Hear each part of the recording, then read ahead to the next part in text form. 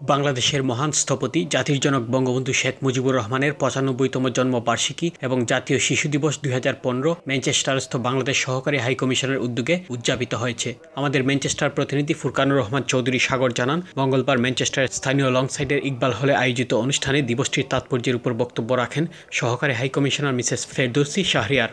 জিলুর রহমানের পরিচালনায় অনুষ্ঠানের শুরুতেই পবিত্র কোরআন থেকে তেলাওয়াত করেন মোহাম্মদ সাজিদুল ইসলাম। সবাই জাতীয় সঙ্গীত পরিবেশন ও জাতির জনক বঙ্গবন্ধু শেখ মুজিবুর রহমানের প্রতিকৃতিতে পুষ্পস্তবক অর্পণ করা হয়। অনুষ্ঠানে বাংলাদেশের রাষ্ট্রপতি, প্রধানমন্ত্রী ও পররাষ্ট্রমন্ত্রীর শুভেচ্ছাবাণী পাঠ করেন সহকারী হাইকমিশনার ফেরদৌসী শাহরিয়ার, কাউন্সিলর ওয়াহিদুর রহমান বিশ্বাস টিপু ও শিল্পী বারোই। শিশু কিশোরদের চিত্রাঙ্কন প্রতিযোগিতা ও পুরস্কার বিতরণীর মাধ্যমে অনুষ্ঠানের সমাপ্তি ঘটে।